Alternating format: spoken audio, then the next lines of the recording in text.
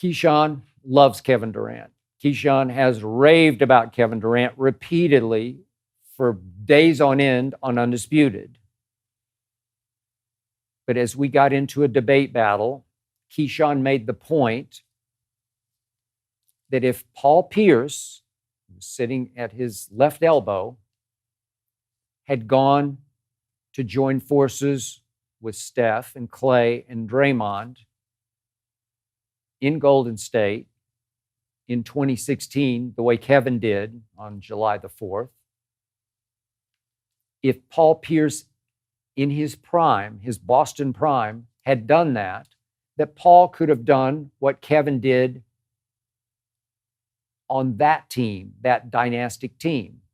I guess Kevin was bored. I guess he was sitting in his room, scrolling, maybe saw the clip from Undisputed, Keyshawn saying what Keyshawn said.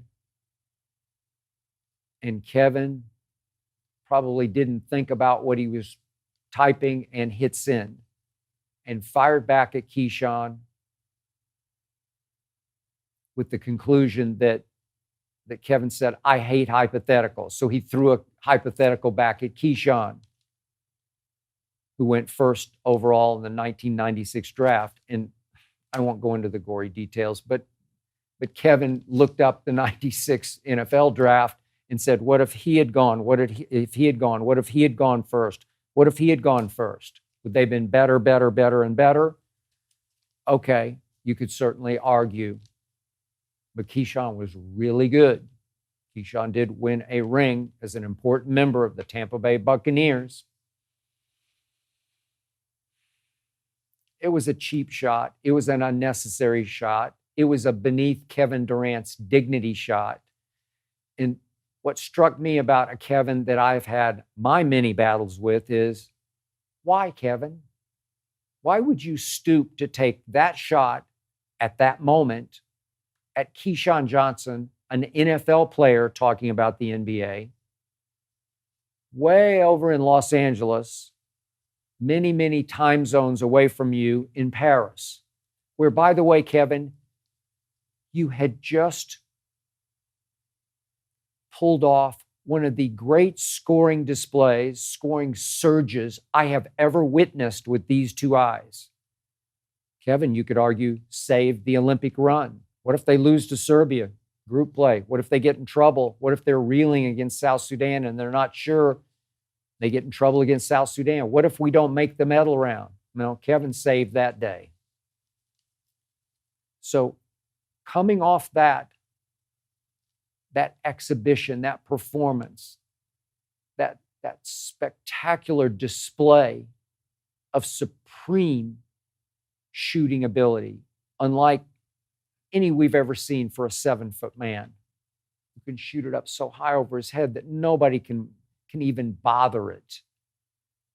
Coming off that international glory, and you stoop to take a shot at Keyshawn Johnson? What have I said about Kevin from the start? He's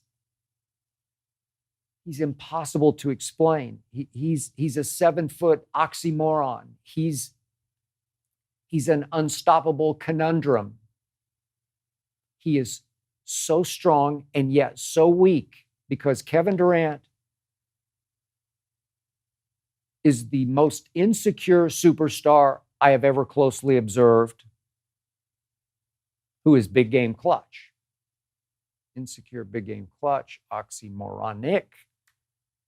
Kevin Durant is the thinnest skinned superstar I have ever closely observed and studied.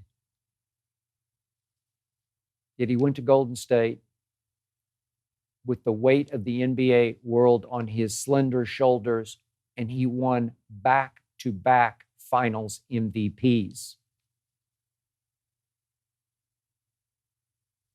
He is the greatest U.S. player ever in international play, that thinnest skinned superstar who has been caught with burner accounts